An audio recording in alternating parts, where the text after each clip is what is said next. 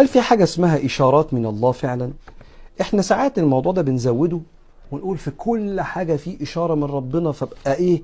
ربنا قال لي حاجة فاتحرك، وهنا قال لي حاجة فاتحرك. في إشارات من ربنا. ربنا بيقول وكأي من آية في السماوات والأرض يمرون عليها وهم عنها معرضون. وربنا بيقول وما كان الله ليضل قوما بعد إذ هداهم حتى يبين لهم ما يتقون. ففي إشارات ربنا بيبين بيها حاجات، وآيات بتدل على عظمة ربنا، وإنذارات خد بالك أنت ماشي غلط، وشكرانية من ربنا على لسان الناس. واحد راح لسيدنا النبي قال له الناس بتمدح فيا على خير بعمله، أنا كده خلاص ماليش ثواب عند ربنا، كده ربنا عجل لي الثواب، ماليش حاجة في الآخرة. قال تلك عاجل بشرى المؤمن. ده ربنا بيقول لك أنت مقبول، بيبشرك. اللهم بشرنا بما نتمناه وما بما فيه الخير لنا جميعا، اللهم آمين. في تلك الأيام المباركة يا صباح الفل والجمال على عيونكم. ازيكم يا بنات؟ عاملين ايه؟ يا رب تكونوا بألف خير. ما ننساش بقى ندعي كتير جدا جدا في الأيام القليلة اللي باقية من التسعة من ذو الحجة. عيد أضحى مبارك عليكم. كل فيديو هقول لكم عيد أضحى وكل سنة وانتم طيبين لحد ما العيد يجي ويخلص. أول حاجة كده معانا روتين إن شاء الله خفيف كده، هنعمل مع بعض ان شاء الله الصلصه. الفيديو ده تكمله الفيديو اللي فات، بس عشان شفت ان هو يبقى طويل شويه فانا ضفت يعني الفيديو ده قسمته على 2، وبرده كان روتين يومين ورا بعض. انا هنا ابن عمال بس يعمل لكم باي باي ويهز في الكاميرا عشان عايز ان هو يطلع في التصوير باي طريقه. اول حاجه بدات بيها اليوم ده كان في بدايه اليوم بصراحه، لان انا كنت جايبه البطيخه في اليوم اللي قبله وسبتها تسقع بقى في التلاجة لتاني يوم، وبعد كده بدأت ان انا اقطعها. هي ما شاء الله كانت بطيخة كبيرة يعني، فانا بقى جبتها وقطعتها بالشكل كده مكعبات صغيرة، واحتفظ بيها في علبة في التلاجة علشان كل ما حد من الاولاد بقى يحتاج يفتح التلاجة ويجيب منها، ما اقعدش كل شوية اطلع البطيخة واقطع، والبطيخة في تقطيعها اساسا بتبهدل الرخامة، وبتكون برضو كده اسهل في يعني ناكل منها على طول، ما نكسلش اللي احنا كل شوية لسه هنقطع وكده. هي ما شاء الله يعني عشان هي كان حجمها كبير فانا هقطع بس نصها بشكل مكعبات كده، وجزء هعمل منه هناكله في الوقت، يعني كنا هنفطر بقى بيه الصبح كده مع عيش وجبنة وشاي بلبن. هم اولادي بصراحة بيحبوا يكون فيها الجزء الاخضر ده، لكن انا ما بحبش خالص الجزء الاخضر، بس بصراحة بيكون شكلها كده عامل زي الاستيك كده. اما يكون بقى البطيخ بالذات مساقع تلج كده بيبقى طعمه جميل، بيطر في عز الحر اللي احنا فيه ده. البطيخة لما بتكون حمرا كده ومرملة ومسكرة بصراحة الواحد في الرايحة والجاية يفتح التلاجة وياخد منها، وطول ما انا بقطع منها زي ما انتوا كنتوا شايفين معايا في اول الفيديو عمالة برضو كل ما حتة كده كل ما اقطع حتة اخد حتة كلها برضو. ده ما شاء الله العلبة دي اتملت، واللي احنا هناكله ده نص، اقل من نص البطيخة، يعني الحجم الاكبر هو اللي لسه محتفظ بيه. انا جبت كده استرتش واغلفها، هتقعد معايا، ممكن تقعد معاك اسبوع بنفس الوضع ده طالما هي متغلفة ومش باين منها اي حاجة. لكن لو هي باين منها من الجزء الاحمر بتاع البطيخة مع قعدتها في التلاجة هتنعم كده ويبقى طعمها مش حلو، وكمان هتاخد ريحة من ريحة التلاجة. ده زي ما ده في الفيديو اللي احنا كنا بنفرز فيه البامية، كنت جايبة كمية طماطم ما شاء الله 3 ب10، وكمان انا اللي منقياها، فانا جبت طماطم ونضفتها. الحمد لله هي كانت نضيفة اصلا، يا دوبك شلت القمع الاخضر بس، وحطيتها في الحلة وشغلت عليها البوتاجاز تتسلق، ما حطيتش عليها ولا نقطة مية. هي المية اللي هي منزلاها دي المية بتاعت الصلصة او بتاعت الطماطم. هضرب بقى كل الكمية كده بعد ما تبرد خالص في الخلاط. انا ما عنديش هاند بلندر، لو انت عندك هاند بلندر هتضربي فيها وهي في قلب الحلة عادي وهي سخنة على طول. احنا هنعمل مع بعض الصلصة ديت، الصلصة المعلبة او صلصة السوبر ماركت، انا ما بقدرش استغنى عنها خالص عندي في المطبخ. يعني انا بجيب كمية اعملها صلصة عادية احطها للخضار، والصلصة التانية اللي هي اللي بتبقى تقيلة دي اللي احنا بنشتريها من السوبر ماركت. فيلا بقى بينا نجيب كده الطماطم، نجيب كمية بقى على حسب ما انت عاوزة تجيبي. التلاتة كيلو دولت انا جايباهم ب10، هتشوفوا معايا في اخر الفيديو طلعوا معايا 3 برطمانات صلصة. نجيبها بقى ونعملها في البيت. الصلصة اللي احنا دايما بنجيبها من السوبر ماركت الله اعلم طبعا 90% ما بيبقاش غاسلين الطماطم غسل كويس زي ما احنا بنغسلها، ما بتبقاش اساسا متنقية، هو كله كده بيتحط في بعضه وبيتضرب في الاجهزة بتاعتهم والمعدات بتاعتهم كده، كله بيبقى زي بعضه.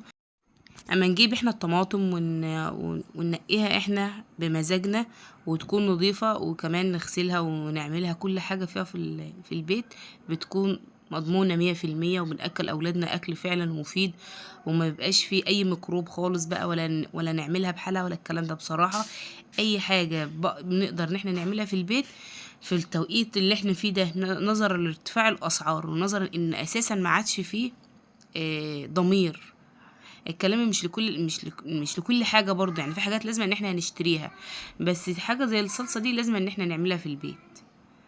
انا سبتها بقى كده بعد ما فرمتها وحطيتها في الصلصه، شايفين كانت الحله مليانه، الحله فضت خالص. للاسف المقطع اللي انا كنت بصور لكم فيه بالمراحل اتحذف، انا ما خدتش باله خالص ان هو اتحذف مني غصب عني.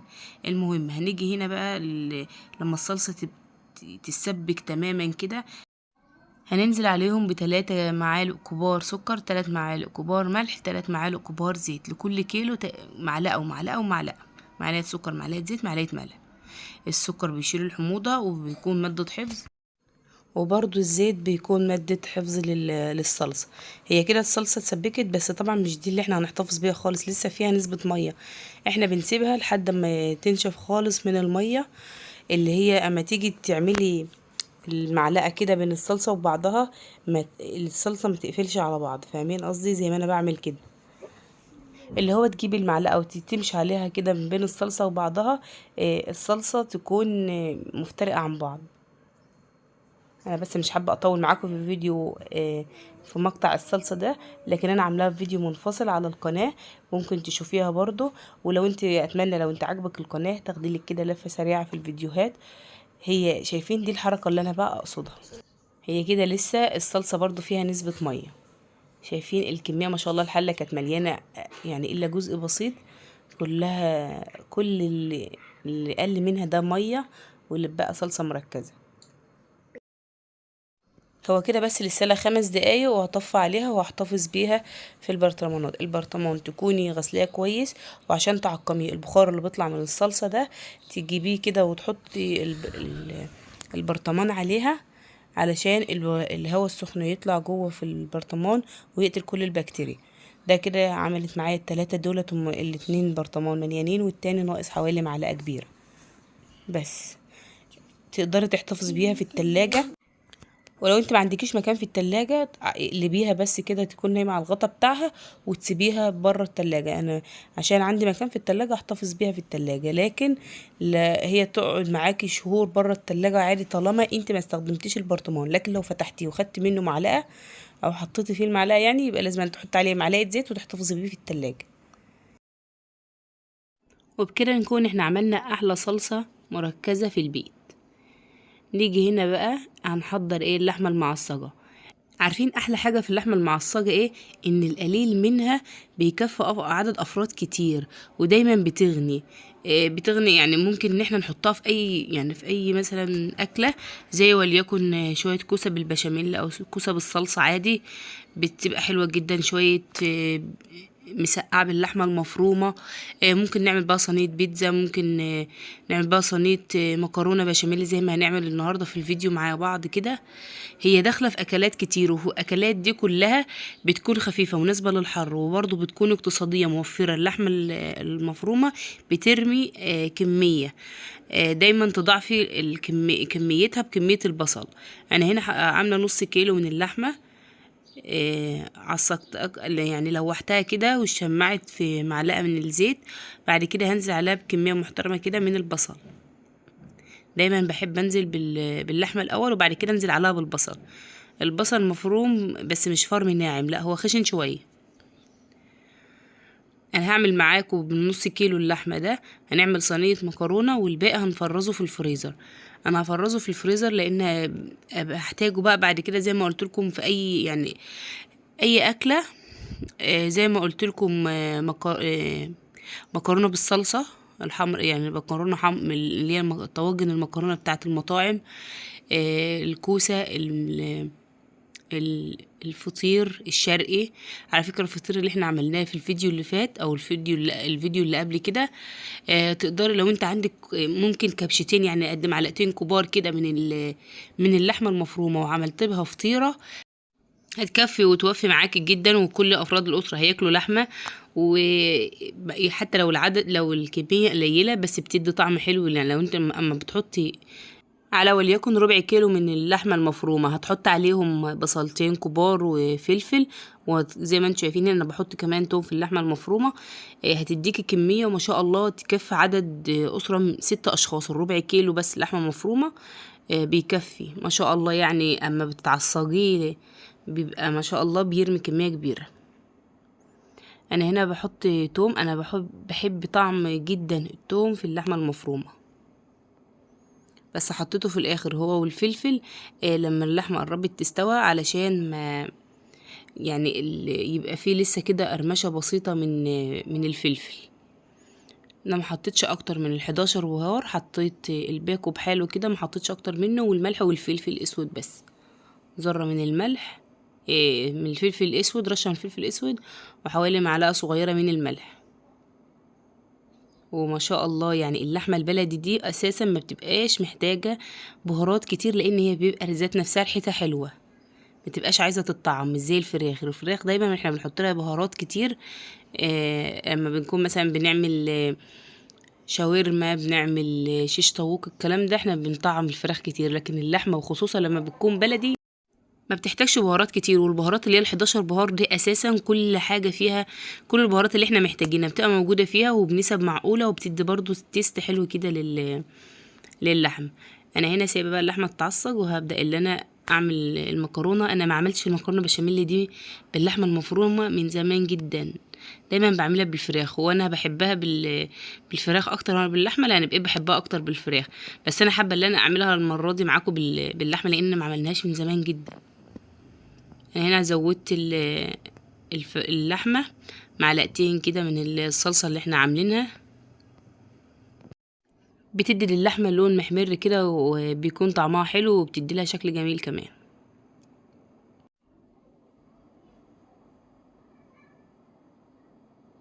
يعني عندنا بقى هنا المكرونه لما بدات تغلي، هنزل عليها بمعلقه كده صغيره من الملح، وهنزل عليها بشويه معلقه كده من الزيت. انا المكرونه اللي انا هستعملها حوالي 350 جرام او 400 جرام. المكرونه البشاميل اللي انا هعملها النهارده معاكم يعني ما فيهاش اي افتكاسات ولا فيها اي ابداعات، هي الطريقه التقليديه بتاع امهاتنا اللي احنا طلعنا متربيين على، اللي هي المكرونه باللحمه، ولا بقى حاطين فيها زيتون ولا حاطين فيها جبن، لان بصراحه انا ما بحبش الجبن، انا ما عنديش جبن، انا بحب الجبن جدا، بس انا للاسف الجبن خلصانه من عندي الفتره دي، فما حطيتش بقى، وعملتها من غير بقى ما احط عليها على وشها لون اللي هي البيضه تديلها لون وكده.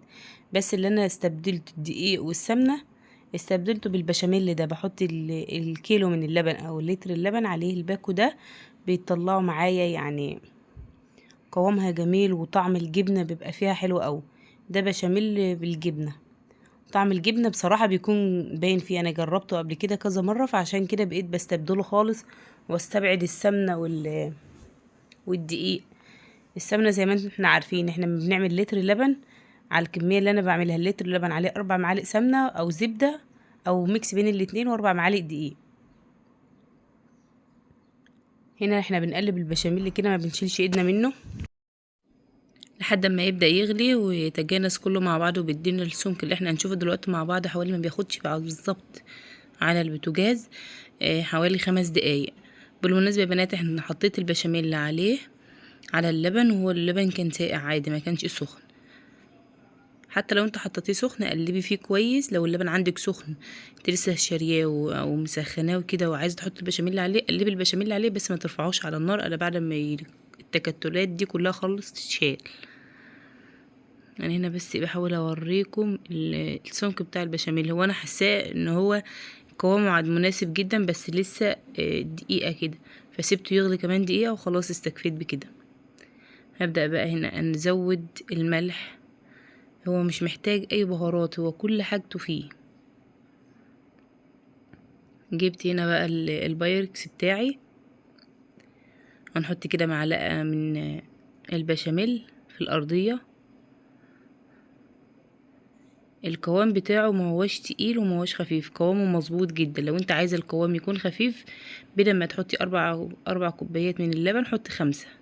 لو انت عايزه القوام البشاميل تقيل، بدل ما تحط 4 حطي 3. هو المناسب 4. عايزه تقليه حطي 3، عايزه تخففيه حطي 5. المكرونه بقى هنزل بالكميه كده بحوالي نص الكميه او اكتر شويه. دايما يعني الصينيه من تحت بتحتاج اكتر من الطبقه اللي على الوش. ما ننساش بقى يا بنات طول ما احنا واقفين كده في المطبخ، نستغفر ونقول لا حول ولا قوة الا بالله، والله اكبر، والحمد لله، ولا حول ولا قوة الا بالله العلي العظيم. ودايما من افضل الادعية المستحبة في العشر الاواخر، العشر الاوائل من ذي الحجة، اللي هو الدعاء ربنا يدوم علينا الستر في الصحة والستر في المال، ويدوم علينا البركة اولادنا. ونكبر ونهلل على طول دايما طول ما احنا واقفين في المطبخ، علشان احنا دايما بننسى. على فكرة الاذكار اللي انا عملتها معاكم في الفيديو، اللي هي الاذكار الصباح والمساء، جميلة جدا جدا، انصحكم ان انتوا تعملوها. لان انا اول ما بصحى الصبح بصلي واقوم قارئة الورد بتاعي بتاع القرآن، ما بقوم قايمة على طول واقفة على الحوض. وقفته على الحوض دي بقى بكون على ما بغسل الطبقين اللي بيكون مثلا باقيين من الغداء، او اسفه من العشاء من امبارح او كده، او الاولاد واكلين حاجه، بكون انا كده الاذكار في وشي على طول، بكون انا قرات الاذكار. ما بقعدش بقى يعني أنا الاذكار الحمد لله الحمد لله ما عدتش بنساها خالص، بسبب اللي انا عاملاها على الحوض. حتى برضو بعد الغداء الاطباق اللي بتبقى متبقيه واقوم اغسلها، او المواعين اللي بتخلص من الغداء، الاقي برضو الاذكار معايا، وانا بغسل المواعين اقول الاذكار. اعملوها، هي فكره حلوه جدا جدا ومفيده. ومع الوقت انا الحمد لله حافظه الاذكار، بس هي انا حطاها للتذكره فقط. يعني ابص بدايه الدعاء او هقول ايه واكمل انا لوحدي. ده بقى ما شاء الله اللهم بارك، ده اللي باقي لسه من نص كيلو اللحمة. يعني النص كيلو انا عملت 3 اكلات، لان انا زي ما قلت لكم قبل كده، وتعودوا بقى معايا، بس انا كلامي بقى مكرر للبنات اللي داخله معايا القناه جديده. عدد افراد اسرتي صغير، فعشان كده عملت يعني نص كيلو على 3. على فكره ممكن تعمليه على 4 كمان، يعني انا ممكن اعمله ل4 لو انا هعمل حاجات بسيطة زي المسقعة. لكن انا هسيبه بقى، لا اما هعمل فيه بيتزا، لا اما بقى لسه مش عارفة هعمل فيه ايه بصراحة. بس هو الكيس يعني ما شاء الله محترم، لان احنا حاطين كمية بصل كويسة جدا. هنا بقى انا بقفل كده وبخرج منه الهواء، وبحتاج وبسيبه بقى، احتاجته في اي وقت اطلعه يفك على طول واشتغل بيه.